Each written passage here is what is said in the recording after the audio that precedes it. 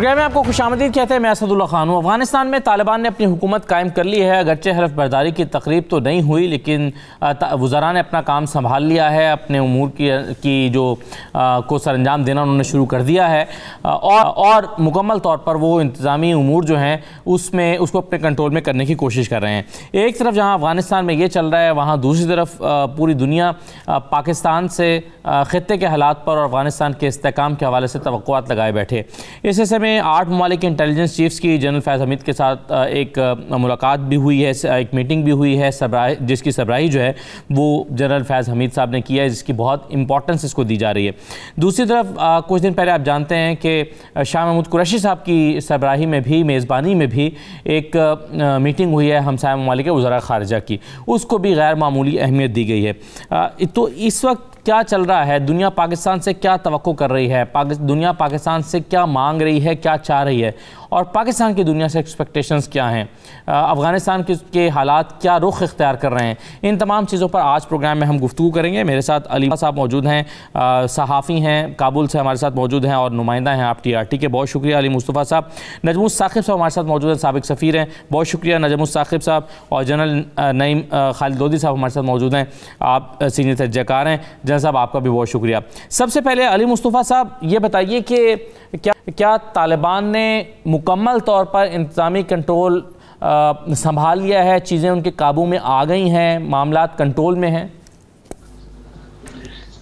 एक हद तक बिल्कुल मामलात कंट्रोल में हैं। सड़कों पे ट्रैफिक जारी है।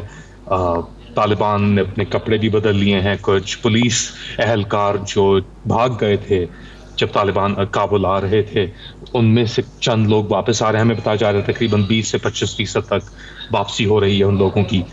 लेकिन एक हद तक उसकी वजह यह है कि इनके पास पैसे बिल्कुल नहीं है। वर्ल्ड बैंक ने इनके $10 अरब फ्रीज कर लिए हैं और इनका जो अंदर का कंट्रोल है, जो फुट सोल्जर्स आप देखते हैं बाहर, जो तालिबान आप देखते हैं बाहर, उनका रिलेशन अपने कमांडर के साथ होता है, not necessarily with the command at the centre. तो अभी भी एक बहुत फ्रैगमेंटेड मूवमेंट है ये।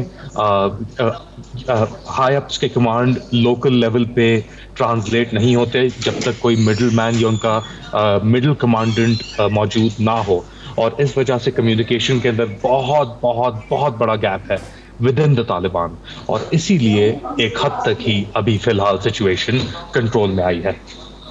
तो अगर ऊपर से नीचे तक कम्युनिकेट नहीं हो पा रहा अली मुस्तफ़ा साहब, तो इसका मतलब तो यह है कि फिर बहुत सारे लोग खुद डिसीजन पावर होंगे या खुद फैसला करने की कर रहे होंगे, फैसले की ताकत बने होंगे।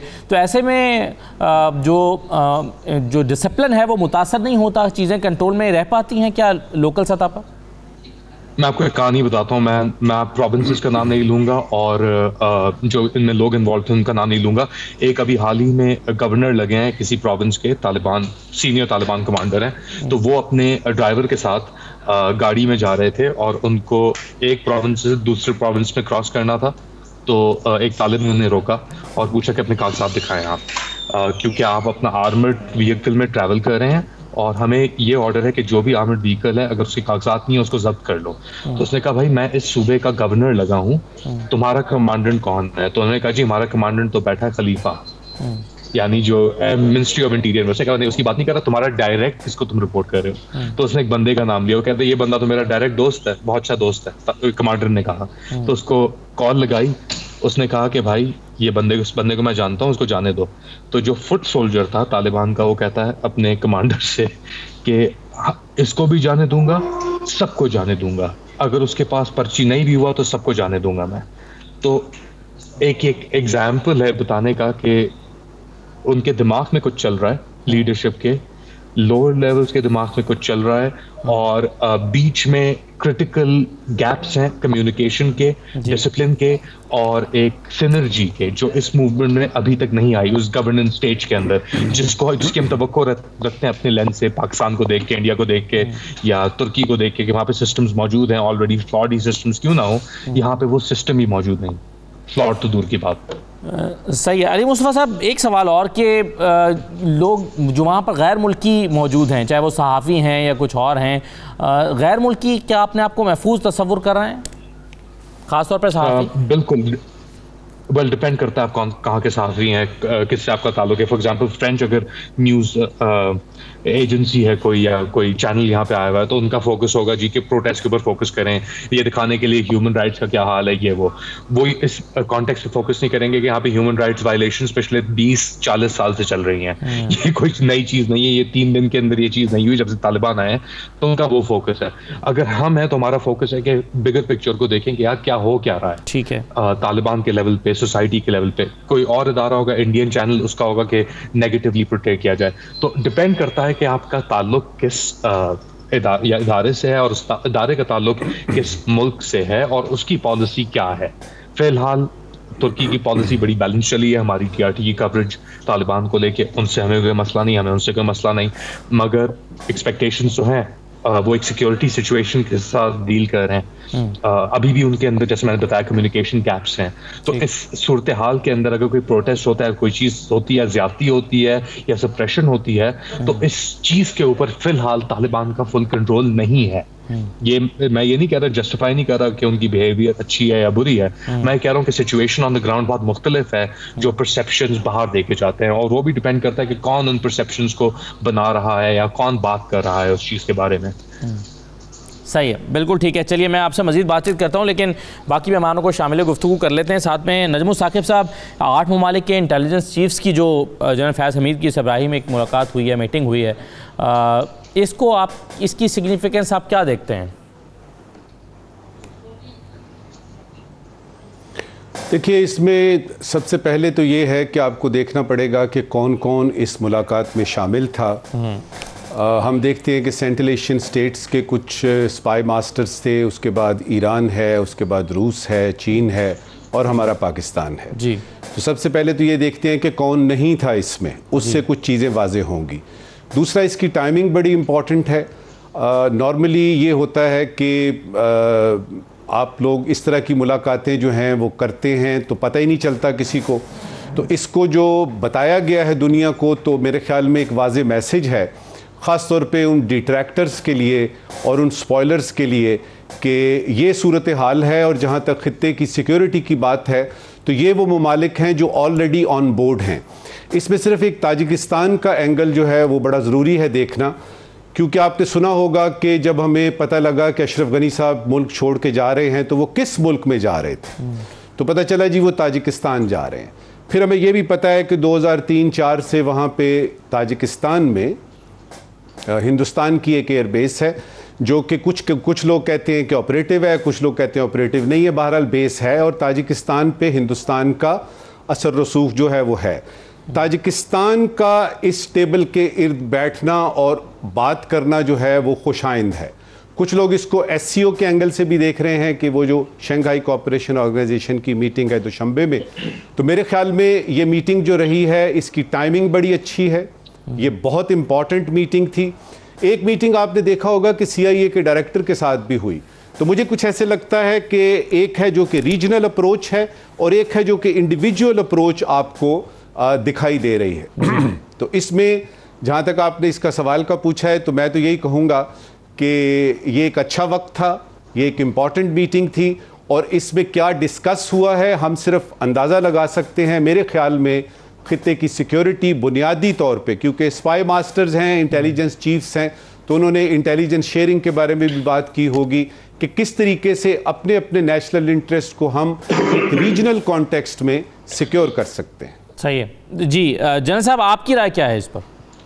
जी, मेरा ख्याल है कि सही कवर किया नजमुल साकिब साहब ने। मैं सिर्फ एक एंगल ऐड करना चाहूँगा कि वो जो CIA के चीफ आए थे इंटेलिजेंस के, और बाद में ये तो एक किस्म का आप काउंटर बैलेंस भी इसको समझें कि वो अमेरिका को भी ये पैगाम है कि हम सिर्फ आपके साथ ही नहीं और लोगों के साथ भी कम्युनिकेशन है, और ये बड़ा इंपॉर्टेंट है क्योंकि ऐन मुमकिन है कि वो कुछ कैरेट्स लेकर आए हो, कुछ स्टिक्स लेकर आए हो, तो फिर इस किस्म की, और ख़ासकर जैसे नजमुल साकिब साहब कह रहे हैं कि इसकी तशहीर भी की गई है, बताया भी गया है कि ये हम लोग इकट्ठे हुए, और जो इनका कॉमन गोल है, जितने वहाँ पर कोई एक्सट्रीमिस्ट एलिमेंट्स हैं उसके बारे में ज़रूर बातचीत हुई होगी कि उनके साथ कैसे नबर्द आज़मा होना है, क्या हमने डिमांड करना है या कहना है अफगान हुकूमत को। इसमें अलबत्ता एक बात जो मुझे नज़र आई वो ये है कि जबकि अफगान हुकूमत तश्कील पा गई है जी, उसके बाद अगर आपने अफगानिस्तान के मतलब कोई भी मीटिंग करनी है और उसमें अफगान शामिल ना हो तो थोड़ी सी ये बात अजीब लगती है। तो मैं तो ये सजेस्ट करूंगा कि आइंदा जो भी मीटिंग अफगानिस्तान के सिलसिले में हो उसमें अफगान हुकूमत का रैप ज़रूर होना चाहिए।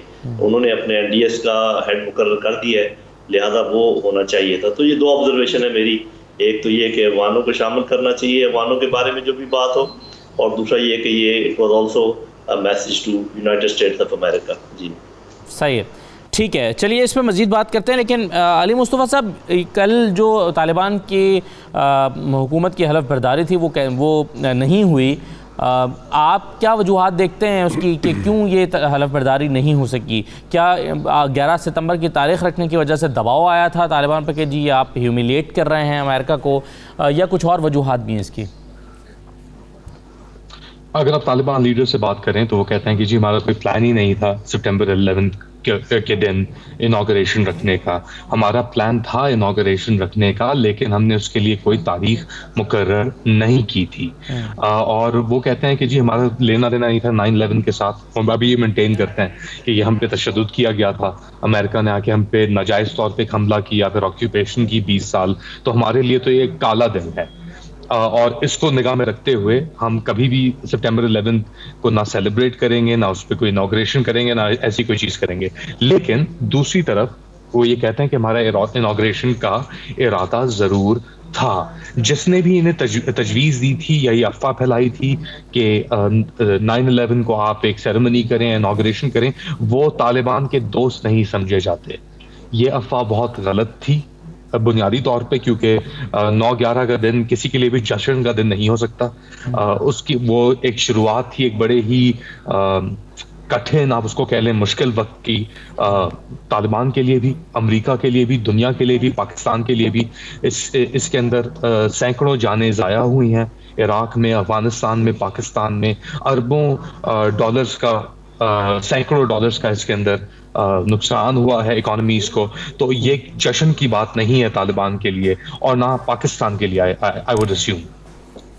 तो अली मुस्तफ़ा साहब, क्या ये एक तबसरा ये भी होता रहा कि तालिबान बहुत से ममालिक के वफूद को बुलाना चाहते थे अपनी इस तकरीब हलफ बर्दारी में, लेकिन लोगों ने मुस्बत जवाब नहीं दिया, तो इस वजह से इस तकरीब को कैंसिल किया गया? और क्या ये इसमें कोई हकीकत मालूम होती है? और फिर ये कि क्या ये तकरीब मुलतवी हुई है या कैंसिल ही कर दी गई है?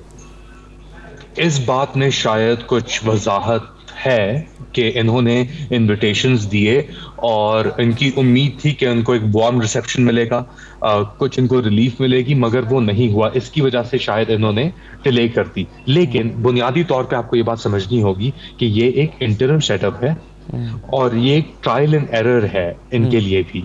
ये इन्होंने, तालिबान ने अभी तक कंप्लीटली मल्टी एक फैसेटेड पॉलिटिकल सेटअप को डिस्काउंट नहीं किया है।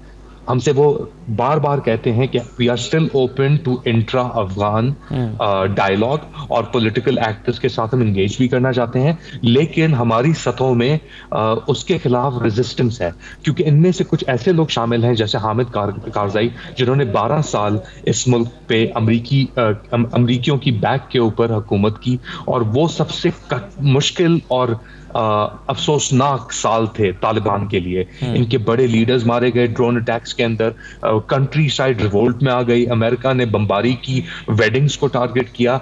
आपको इस बात का भी अंदाजा लगाना होगा कि अभी जो तालिबान अक्सरियत में आए हैं या इक़्तिदार में आए हैं, इसके पीछे नेगोशिएशंस का बहुत बड़ा हाथ रहा है।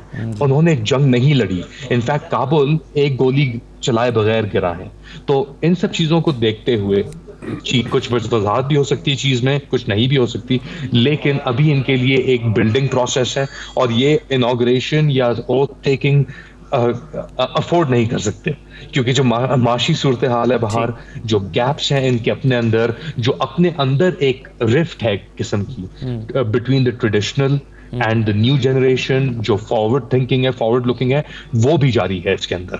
ठीक है, बिल्कुल ठीक है। बहुत शुक्रिया अली मुस्तफ़ा साहब, आपने प्रोग्राम में शिरकत की। हम ब्रेक लेते हैं जी, ब्रेक के बाद वापस आते हैं तो बहुत सारी इंपॉर्टेंट चीज़ें हैं अफगानिस्तान के हवाले से कि आने वाले दिनों में क्या होने वाला है, इस पर बात करते हैं। हमारे साथ रहिए।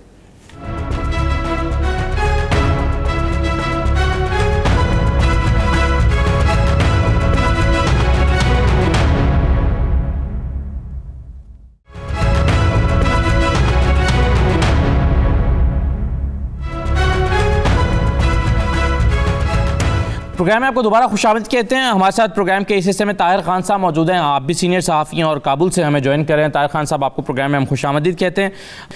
ताहिर खान साहब की तरफ आने से पहले मैं नजम साकिब साहब के सामने एक सवाल रखना चाहता हूँ। नजम साकिब साहब, मुझे ये बताइए कि कुछ जब ट्रांजिशन हो रही थी, अमेरिका जा रहा था, तालिबान का कंट्रोल आ रहा था, तो बहुत से खदशात थे कि बहुत बड़े पैमाने पर हिजरत हो सकती है, वो नहीं हुई। खदशात थे कि खाना जंगी हो सकती है, वो नहीं हुई। फिर खदशात थे कि कई इलाके ऐसे हो सकते हैं पंजशीर समेत जो तालिबान के आसानी से कंट्रोल में नहीं आएंगे, वो भी नहीं हुआ। तो ये तो गुड साइंस लगते हैं तालिबान के लिए, लेकिन इसके बावजूद अभी आप चैलेंजेस क्या देखते हैं हुकूमत के क़याम में, और किस किस्म की सपोर्ट उनको चाहिए अपने हमसाया ममालिक से? असद, आपके इस सवाल में 3-4 बहुत बुनियादी सवालात हैं। देखना यह है कि कोई पूछ सकता है, किसी में हिम्मत है, किसी की मजाल है कि सबसे पहले अमेरिका से पूछे कि आपके वो 30,000 जो अफ़गान आपके सिक्योरिटी फोर्सेस के लोग थे, जिनकी सैलरीज आप देते थे, जिनको खाना आप देते थे, जिनके बारे में 15 अगस्त से 2 दिन पहले प्रेसिडेंट जो बाइडन ने कहा कि वो इस काबिल हैं कि वो रेजिस्टेंस कर सकते हैं, तो वो कहाँ गए? दूसरा ये कि वो जो आपने 2-2.5 खरब डॉलर लगाए, उसका कोई हिसाब किताब है? वो कहाँ लगे? क्या वो यानी टैंक्स वगैरह खरीदने में और state of the art devices खरीदने में लगे? वो हैं किधर? इस तरह के कुछ सवालात हैं जो कि मुझे नहीं समझ आ रही कि कोई पूछेगा कि नहीं पूछेगा। फिर ये कि आप इस वक्त ये तो देख रहे हैं कि तालिबान आ गए, कोई रेजिस्टेंस नहीं हुई, काबुल जो है वो फॉल हुआ, एक खून का कतरा नहीं बहा। कोई ये पूछ रहा है कि आप 20 साल यहां रहे, तो जरा उन 20 सालों का हिसाब तो दीजिए। जरा ये तो बताइए कि आप आए क्यों थे और आपने ये इन 20 बरसों में किया क्या, और आप अपनी मर्जी से यहां से चले गए। सारी दुनिया के लोगों को, खास तौर पे 40 मिलियन जो आपके अफगानी हैं, वो वहाँ पे किस तरीके से रहेंगे? तालिबान जो हैं वो क्या करेंगे? दुनिया चलेगी कैसे जहाँ तक अफगानिस्तान का ताल्लुक है? तो ये वो सवालात हैं जो आपके सवाल में से निकलते हैं। अब आते हैं चैलेंजेस की तरफ। देखिए, तालिबान ने जंग करना सीखा है, उन्हें बंदूक चलानी आती है, उन्हें पता है कि दुश्मन का मुकाबला करना, और वो निहायत दिलेरी और बहादुरी से करते रहे हैं, और उन्होंने उसका वाज़ेह सबूत भी दिया है कि पूरे के पूरे अफगानिस्तान पे उनका तसल्लुत कायम हुआ है। मैं यहाँ कब्ज़े की बात नहीं करूँगा, आप अपने मुल्क पे कब्ज़ा नहीं करते, उन्होंने तसल्लुत कायम किया है। अब यह है कि ये जो जंगजू लोग हैं, क्या इनको हुकूमत भी चलानी आती है कि नहीं? क्या इनको सिफारतकारी के आदाब का पता है कि नहीं? क्या इनको मालूम है कि ये जिस लेजिटिमेसी की बात कर रहे हैं, अमेरिका बात कर रहा है कि हमें इनको देंगे legitimacy but they have to earn it, इसका मतलब क्या है? और क्या अमेरिका बताना ये पसंद फरमाएगा कि अगर तालिबान जो हैं वो अपनी मर्जी से कोई एक खातून को, जिस तरह के अगर आप पिछली हुकूमत देखें अशरफ गनी की, तो उसमें एक खातून थी जिनका नाम नरगिस नेहा था, उनको कोई एक्टिंग चार्ज दिया हुआ था मिनिस्ट्री ऑफ माइंस वगैरह का, तो उनको ये बताएगा, कौन बताएगा पश्तो ज़बान में कि देखिए लेजिटिमेसी का असल मतलब ये है, अगर आप ये कर लेंगे तो हम आपकी इकोनॉमिक मदद करेंगे, हम आपकी सिफारती मदद करेंगे। तो ये वो सवाल है जो कि तालिबान को मेरे ख्याल में पता नहीं है। अब जो सूरत हाल इस वक्त वहां डेवलप हो रही है, उसमें मेरा नहीं ख्याल कि इन चीज़ों की तरफ तवज्जो है, क्योंकि हुकूमत साजी, सिफारतकारी जो है वो, उसमें कोई तालिबान का इतना तजुर्बा नजर नहीं आ रहा। अच्छा, अब उसमें जब उन्होंने इस्लाम की बात की है, ये बड़ा जरूरी इंपॉर्टेंट पॉइंट है। जी, अगर आप वेस्ट की, खास तौर पे अमेरिका से लेजिटिमेसी चाहते हैं, क्योंकि रिकग्निशन चाहते हैं अपनी हुकूमत की, और साथ ही आप कह रहे हैं कि जी इस्लामी निज़ाम आएगा, शरीयत आएगी, तो वो खौफजदा हो गए हैं। वो हो जाते हैं जब इस्लाम का नाम आता है। मुझे और आपको और जनरल साहब को और हमारे इन दोस्तों को तो बड़ी खुशी होगी इस्लाम का नाम सुन के। पहला सवाल, ये किस चीज़ का नाम इस्लाम रखा गया है? क्या वो इस्लामी निज़ाम जो कि खुलाफाए राशिदीन के ज़माने में था, कि वो इस्लामी निज़ाम जो हमने 90 की दिहाई में देखा? ये बड़ा अहम सवाल है। दूसरा सवाल ये है कि जो वेस्ट है, और ख़ास तौर पे जो यूरोप वाले लोग हैं, वो मुसलमानों के इस्लामी हुकूमत से बहुत खौफज़दा हैं। अगर आपको याद हो तो हस्पानिया में, स्पेन में 825 साल मुसलमानों की हुकूमत रही थी। तो ये इस्लाम का नाम जब आप लेते हैं तो वेस्ट में को थोड़ी सी थरथली मचती है, उनको समझ नहीं आती इसका मतलब क्या है।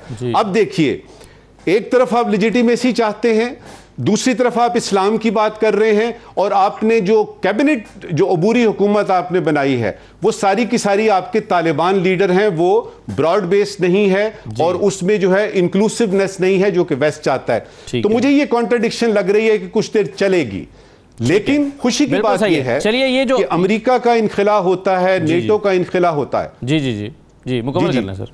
ये बस आखिरी बात इस पर कर रहा हूं कि इनखिला होता है तो लेजिटिमेसी अगर आपको अमेरिका से नहीं मिल रही, अगर वेस्ट से नहीं मिल रही, तो जो दो बड़े सिक्योरिटी काउंसिल के जो यानी परमानेंट मेंबर हैं, चीन और रूस, वो अगर आ जाते हैं और वो कहते हैं कि जी हम जमानत देते हैं, तो किसी हद तक लेजिटिमेसी आएगी। और उसकी एक वाज़ेह मिसाल हमारे सामने क्यूबा की है, जिसमें कि 60 साल से एम्बार्गो लगाया हुआ है अमेरिका ने, लेकिन क्यूबा जो है वो फल फूल रहा है। तो मेरे ख्याल में कोई इतनी ज्यादा गंभीर सिचुएशन नहीं है लेजिटिमेसी के बारे में। ठीक है, बिल्कुल सही है। इस पर आपकी क्या राय है जनरल लोधी साहब? इंक्लूसिवनेस नहीं है, दुनिया इस पर रिलक्टेंट है, फिर अभी देखना चाहती है तालिबान को कि 90 की दहाई से कितने मुख्तलिफ हैं। फिर यह कि तालिबान क्या खुद उनका कॉन्सेप्ट क्लियर है कि उन्होंने कैसे प्रेजेंट करना है वर्ल्ड रिकग्निशन लेने के लिए, खुद को कैसे प्रेजेंट करना है, कौन कौन सी स्ट्रेटेजीज अपनी माजी की जो है उसको चेंज करनी है, क्या इस तरह से वो क्लियर हैं? क्योंकि कई चीज़ों पर तो हम देखें, जैसे क्रिकेट के हवाले से उन्होंने ख़वातीन के क्रिकेट पर खेलने का इंदिया दिया कि वो नहीं खेलेंगी, तो उस पर बड़ा सख्त रिएक्शन दुनिया से आया, ऑस्ट्रेलिया से आया कि जी फिर हम मर्दों के साथ भी नहीं खेलेंगे। तो कितना ट्रिकी है आपके ख्याल में तालिबान के लिए? जी, पहले तो मतलब बड़े अच्छे सवाल जो नजमुल साकिब साहब ने उठाए, जितने सवाल अमेरिका के बारे में उठाए उसका जवाब तो अमेरिकी मांग रहे हैं। हमें बेशक हिम्मत ना हो वो सारी बातें करने की जो नजमुल साकिब साहब कहते हैं, लेकिन ये तमाम बातें अमेरिकी हुकूमत से पूछ रहे हैं। और देखें वक्त आने पे कैसे। और एक बात हमारे ज़हन में होनी चाहिए कि अमेरिका यहाँ पर अमन की खातिर मौजूद नहीं था, अमेरिका यहाँ पर कंस्ट्रक्शन की खातिर यहाँ पर मौजूद नहीं था, जमहूरियत की खातिर यहाँ पर मौजूद नहीं था। वो इसीलिए मौजूद था कि यहाँ तोड़ फोड़ रहे, और उसने पूरे निज़ाम को बैसाखियों पर खड़ा किया हुआ था, इसीलिए ताकि जब बैसाखी हटाई जाए तो निज़ाम धड़ाम से गिर पड़े। ये उनका मकसद था। लिहाजा ये सवाल उनसे क्या पूछा जाए जिनका मकसद ये था। दूसरा, मैं नजमुल साहब की इस बात से इत्तफाक नहीं करता कि जी ये जो तालिबान है इनको सफारतकारी का कोई मसला है। मेरा ख्याल है कि जितने ये लड़ाई में अच्छे हैं उतने ये गुफ्तगू में भी अच्छे हैं। अगर हमने इनको देखा हो कि दोहा में इन्होंने कैसे बातचीत की, अगर हमने देखा हो कि चीन और रूस और ईरान और जितने इन्होंने दौरे किए उसमें किस खुशउस्लूबी के साथ उनको यकीन दिलाया क्या होने वाला है, अगर हमने देखा हो कि अब जब उनके नुमाइंदे आते हैं बात करते हैं टीवी के ऊपर तो कितने मतानत से और कितने अच्छे तरीके से बात करते हैं। तो मेरा ख्याल वो अच्छी तरह उनको इस बात का एहसास है कि दुनिया को भी साथ लेना है और इंटरनल सपोर्ट भी उनको चाहिए।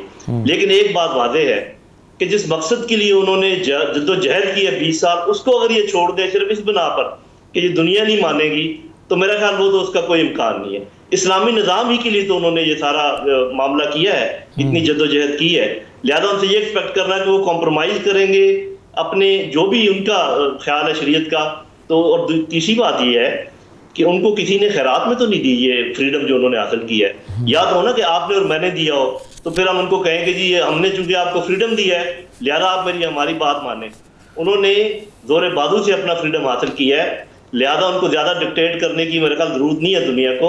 और नजमुल साकिब साहब की ये बात बिल्कुल दुरुस्त है कि दुनिया सिर्फ अमेरिका नहीं रहा, दुनिया में और लोग भी खड़े हो गए हैं, और अगर वहां से उनको तायद मिल जाए तो मेरा ख्याल है कि ये चल पड़ेंगे। और ये जो एक अफवाह तो नहीं कहना चाहिए, एक ये बात कही जा रही है कि जी जब तक अमेरिका ने और IMF ने और वर्ल्ड बैंक ने उनकी मदद ना की तो ये मलिया मेट हो जाएंगे। मेरा ख्याल ऐसी कोई बात नहीं है, ऐसे लोग मौजूद हैं जो उनकी मदद करेंगे।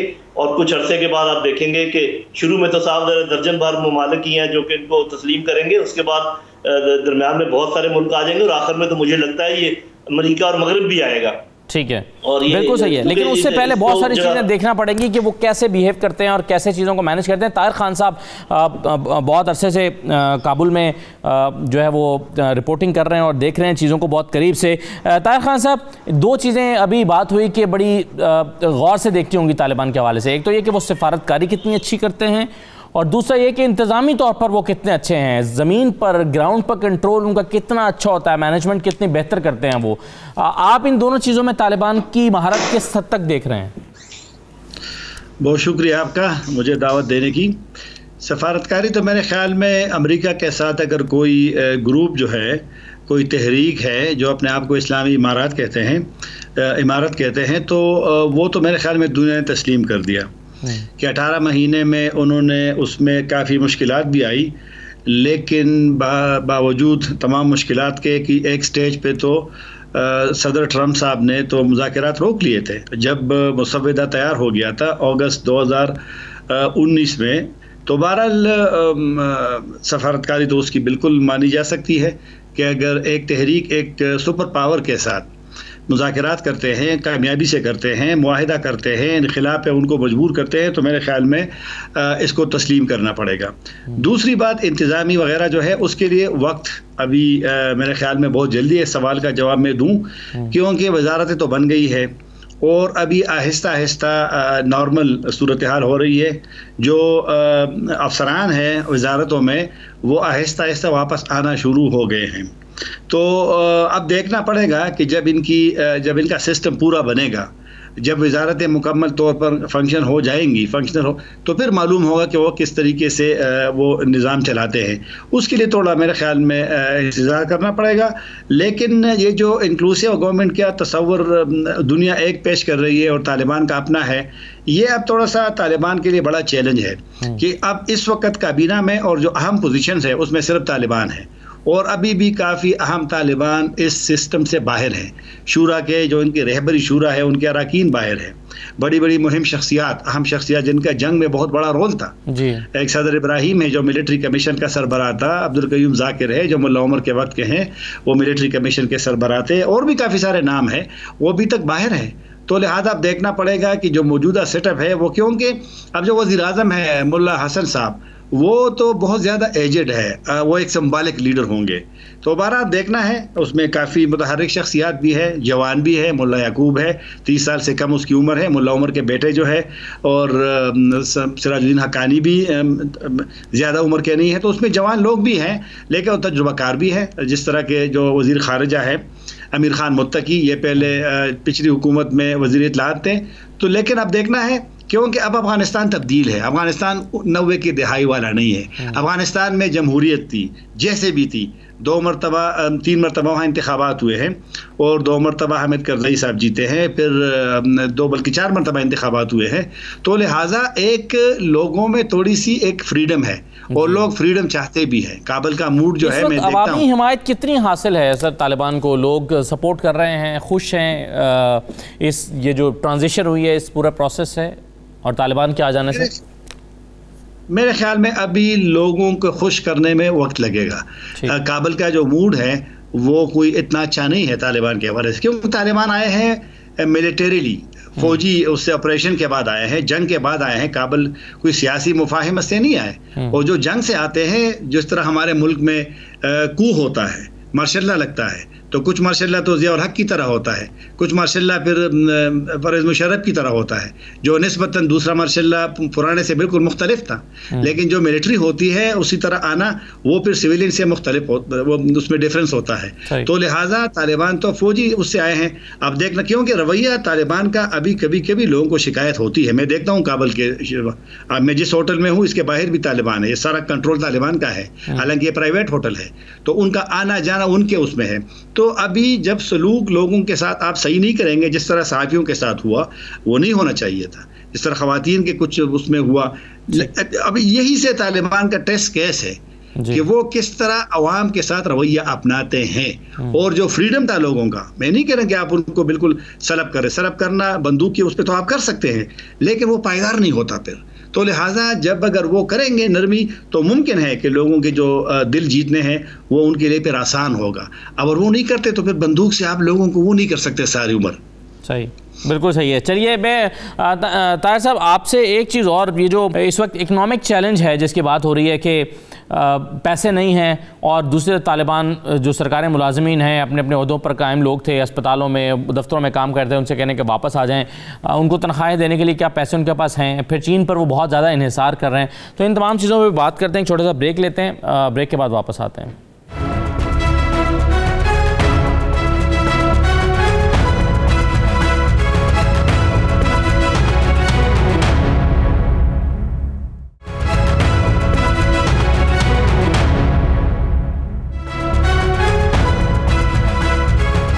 दोबारा आपको खुशामदीद कहते हैं। ताहिर खान साहब, मैं आपके सामने ये सवाल पहला रखना चाहता हूँ।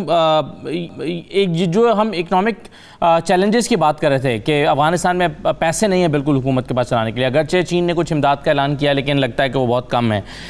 तो कैसे मुमकिन होगा कि पैसे ना हो, अमेरिका ने फ़ंड्स आपके रोक रखे हों, आपके फ्रीज़ कर दिए हों आपके असासे, और इसी तरह से बाकी लोगों ने भी, और आप लोगों को इन्वाइट कर रहे हैं कि वापस आएँ, अपनी जॉब्स पर आ जाएँ, अपना काम करें। लोग क्यों आएंगे जब उनको लगता होगा कि तालिबान के पास पैसे नहीं है, तनख्वाहें कहाँ से मिलेंगी? अमेरिका का जब मुआहिदा हुआ था साबिक हुकूमत से 2014 में, जो बायलेटरल सिक्योरिटी एग्रीमेंट है, उसके तहत तकरीबन $3 अरब हर साल अफगानिस्तान को मिलने चाहिए। और ये वाली बात फिर आखिरी दिनों में अशरफ गनी की हुकूमत की सदर बाइडन ने कहा भी था, लेकिन अमेरिका ने अब सारा पैसा रोक लिया है। और इन पैसों में से सिक्योरिटी फोर्सेस की तनख्वाहें भी थी, क्योंकि 10 साल तक उन्होंने कमिटमेंट की वादा किया था। तो अगर वो पैसे आप रोकते हैं तो अमेरिका के पैसे रोकने का मतलब है कि दुनिया या मगरबी ममालिक ने या जो बैन अल-अक़वामी मालियाती इदारे हैं उन्होंने रोक लिए हैं पैसे। और जब पैसा नहीं होगा, ये बात तो दुरुस्त है कि जब पैसा नहीं होगा, और इसलिए हम यहाँ काबुल में सुनते हैं कि जो सरकारी मुलाजिमीन हैं उनको तनख्वाहें नहीं मिली। यहाँ आज भी मैं गया था बाहर, तो बैंकों के सामने बहुत ज़्यादा रश होता है और शाम तक होता है। लोग आते हैं, रात वहाँ गुजारते हैं। किसी ज़माने में जो पाकिस्तानी यहाँ सफारत खान है, रात के सर्दी में लोग आते थे टेक्निकल वीज़े के लिए। यही आजकल बैंकों के सामने हालत है, क्योंकि लोग, और बहुत कम पैसे की इजाज़त होती है। और अभी तालिबान ने ऐलान भी किया है कि अब वेस्टर्न यूनियन या मनीग्राम या जो भी पैसे होंगे वो लोगों को अफगानी में मिलेंगे, डॉलर में नहीं मिलेंगे। जो पाकिस्तान ने कल ऐलान किया था, परसों जो वजीर खजाना ने कहा था कि अफगानिस्तान के साथ हम रुपये में तिजारत करेंगे, तो अफगानिस्तान ने उनकी मुखालिफत की है तालिबान ने कि उस पर नहीं होगी। तो बहरहाल मुश्किलात उनको है, तनख्वाहों में मसाइल हैं, और दुनिया अगर मदद नहीं करेगी, जिस तरह पाकिस्तान ठीक कहता है कि इंगेज रखो, इनको इंगेज नहीं रखेगी तो पाकिस्तान को मसाइल, अफगानिस्तान को मसाइल होंगे। सही है। और ताहिर खान साहब, ये भी बता दीजिएगा कि क्या अब हलफ बर्दारी होगी, मुअख्खर हुई है, या ये अब नहीं होगी? हलफ बर्दारी का जो इशू है ना जी, तालिबान ने किसी भी मरहले पे ऐलान नहीं किया था कि यहाँ पे हलफ बर्दारी होगी। ये मीडिया में बात आ गई और फिर मीडिया में बात होती रही। तो तालिबान ने किसी भी स्टेज पे ये फॉर्मली नहीं कहा था। हाँ, ये रिपोर्ट्स थी कि चीन को, पाकिस्तान को और रूस को इनवाइट किया गया है। मैं यहाँ सफ़ीर से पूछता रहा, अपने सफ़ीर से, उन्होंने कहा कि कभी भी उनको दावत नहीं मिली, न वज़ारत ख़ारिजा पाकिस्तान को मिली है। तो वो एक इशू वो नहीं था मेरे ख्याल में मसला। और अभी यहाँ पर तैयारियाँ ऐसी हो रही थी, काबुल शहर में बड़ी बड़ी तस्वीर लगी है मुल्ला उमर की, यारुद्दीन हक्कानी की, तालिबान के लीडरों की, और झंडे लगे हैं। तो इससे अंदाज़ा हो रहा था कि शायद वो तैयारियां कर रहे हैं, लेकिन वो नहीं हुआ और इन्होंने कहा भी नहीं था। बल्कि मैं पूछ लूं जी, ताहिर खान साहब से एक सवाल मैं पूछ लूं? जी पूछिए सर। ताहिर खान साहब, ये जो इंक्लूसिव गवर्नमेंट की बात होती है, वहाँ पर देखिए 34 सूबे हैं, और अगर मिसाल के तौर पे हर सूबे का गवर्नर वो ऐसा बना दें जो कि वहाँ के लोगों में से ही हो और वहाँ के लोगों को वो कबूल भी हो, तो इसमें जो मुख्तलिफ सूबे हैं उनकी अगर वो पूरी हो जाती है मंशा, तो क्या वो बहुत इंक्लूसिव हुकूमत नहीं बन जाएगी? असल में इंक्लूसिव का जो है ना, जो एक मुख्तलिफ लोग उसका जो वो करते हैं, तशरीह करते हैं, तो वो मुख्तलिफ राय है। दुनिया का यही मतलब है कि आप सबको शामिल करें।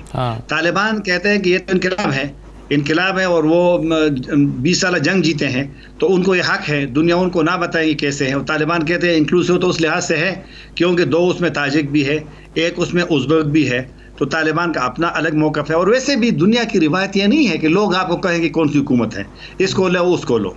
तो मेरे ख्याल में एक लिहाज, लेकिन चूँकि तालिबान अब मुश्किल में है, रिकग्निशन का मसला है, और बड़ा अहम है। अगर आज फ्रांस ने कह दिया कि हम तस्लीम वो रिकगनाइज़ नहीं करेंगे, कनाडा के वज़ीर-ए-आज़म ने पहले कहा था कि हम नहीं करेंगे, तो अमेरिका ने भी कोई इशारा नहीं दिया। पाकिस्तान भी शायद इस दफ़ा उस तरह जल्दी में ना हो जिस तरह के 1996 की हुकूमत को तस्लीम किया था। तो बहरहाल तालिबान को जब मुश्किल है तो अब दुनिया के साथ फिर आपने चलना है, आपने फिर अपने मौक़िफ़ में ज़रूर नरमी लानी है। अगर नरमी नहीं लाएंगे तो मुश्किलात में इजाफा होगा। लेकिन इसमें तो दो राय नहीं है कि जिसकी हुकूमत है कि ईरान में जब इनकलाब आया था तो उन्होंने और लोगों को लिया था, बल्कि तालिबान के सोशल मीडिया पर मैं देखता हूं कि जब सदर मुर्सी ने पुराने लोगों को वहां या जिन लोगों को एकोमोडेट किया था, उन लोगों ने उनके खिलाफ, हुकूमत के खिलाफ साजिश की और मुर्सी की हुकूमत बहुत जल्दी चली गई, 1 साल बाद चली गई। तो तालिबान को वो तल्ख तजुर्बा भी याद है कि अगर आप दूसरे, और वैसे भी वो कहते हैं कि जो 20 साल हुकूमतों में जो चेहरे रहे हैं उनके लिए तालिबान के निज़ाम में कोई जगह नहीं है। ठीक है, बिल्कुल सही है। अच्छा नजमुल साकिब साहब, सर खित्ते में इस्तेहकाम के लिए मुश्तरका इलाकाई हिकमत अमली क्या होनी चाहिए आपके ख्याल में? सबसे पहले तो ये कि आप अगर मांग रहे हैं अमेरिका से अपनी लेजिटिमेसी या वेस्ट से, तो आपको वो कुछ करना पड़ेगा जो वो चाहते हैं, जो कि जिस तरह जनरल साहब ने बहुत अच्छे तरीके से वाज़े किया कि वो मुश्किल है। मीर क्या सादा हैं, बीमार हुए जिसके सबब उसी अत्तार के लौंडे से दवा लेते हैं। दूसरा ये कि अगर आप ईरान की तरह से चाहते हैं कि इनकलाब आया तो उनको तो किसी ने पूछा नहीं कि जी इंक्लूसिव गवर्नमेंट बनाएं ना बनाएं। देखिए, उसके लिए आपका ईरान होना बड़ा ज़रूरी है।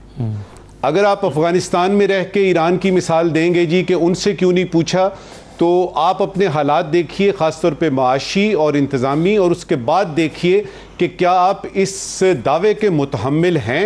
वैसे तो सऊदी अरेबिया में भी इस्लामी निज़ाम है, लेकिन उसके लिए आपका सऊदी अरेबिया होना बड़ा ज़रूरी है। इस वक्त सूरत हाल ये है, जनरल लोदी ने एक बड़ी मज़ेदार बात की है, मेरा ख्याल है उस पर ख़ास तौर पे हुकूमत को तवज्जो देनी चाहिए। और ये जो आपने इलाकाई उसकी बात की है ना जी, उसमें भी इसका कोई एक सुर मिलता मुझे नज़र आ रहा है। उसको थोड़ा सा आगे बढ़ाते हैं। ऐसा भी तो हो सकता है कि कल चाइना और रशिया, पाकिस्तान भी है, तुर्की भी है, ईरान भी है, किसी तरीके से इंतज़ामी तौर पे और माशी तौर पे तालिबान की हुकूमत चलनी शुरू हो जाती है, तो लेजिटिमेसी का सवाल जो है वो एक तरफ रह जाता है। अब उस सूरत में जबकि बाय हुक और क्रुक आप तालिबान को देख रहे हैं कि वो चलते जा रहे हैं और वो हुकूमत वाकई चला रहे हैं, तो अमेरिका के पास ऑप्शंस बहुत कम रह जाएंगी। और ये याद रखिएगा कि अमेरिका जैसे ममालिक जो हैं वो जज्बात पे हमारी तरह नहीं चलते कि इनकी ऐसी की तैसी और ये कैसे हो गया और हमारे जज्बात मजरू हो गए। वहाँ पे पॉलिसीज़ बड़े यानी एहतियात और एहतमाम से बनती हैं।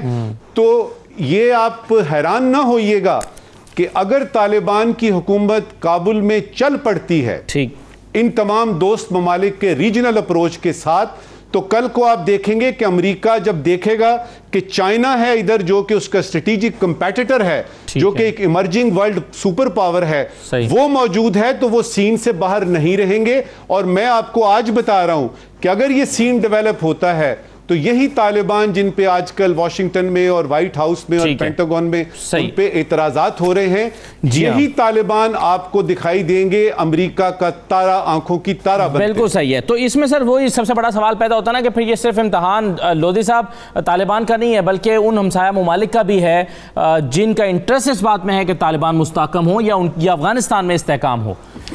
जी, इसमें तो कोई शक नहीं कि पूरे खित्ते का एक किस्म का इम्तिहान है, लेकिन साफ ज़रा मेन रोल तालिबान ही ने करना है। एक चीज़ मैं उजागर करना चाहूँगा, वो है क्या उनको अवामी सपोर्ट हासिल है या नहीं। जी देखिए, मुझे अच्छी तरह मालूम है कि कोई भी इतनी बड़ी इंसर्जेंसी या रेजिस्टेंस मूवमेंट कामयाब हो ही नहीं सकती। नामुमकिन है कि अगर उनके साथ अवाम ना हो, और जिस तरीके से ये शहर एक दूसरे के बाद गिरते चले गए हैं, ये मुमकिन ही नहीं था अगर इनकी सपोर्ट वहाँ पर ना होती। इवन जो पंशेर है ये नहीं लिया जा सकता, वहाँ बहुत इसकी जोग्राफिया ऐसा है कि अगर तमाम लोग रजिस्ट करते तो वो बहुत मुश्किल था उस पर काबू पाना। तो मैं समझता हूँ कि अवाम की सपोर्ट इनिशियली तो है उनको, लेकिन जैसे ताहिर साहब कह रहे थे कि इस सपोर्ट को जारी रखना बहुत इंपॉर्टेंट है, उसके लिए ये सारे काम हो रहे हैं। तो मेरा अपना ख्याल ये है कि ना तो ये ईरान की तरह सख्तगीर मौक़िफ़ अपनाएंगे, ना ही ये पाकिस्तान की तरह हर बात दूसरों की मानेंगे, ये बैन चलेंगे। और आप देखिएगा कि ये कामयाब होंगे। बिल्कुल ठीक है। बहुत जनरल नईम खालिद लोधी साहब, नजमुल साकिब साहब, ताहिर खान साहब प्रोग्राम में शिरकत करने के लिए। इजाज़त दीजिए, अल्लाह हाफ़िज़।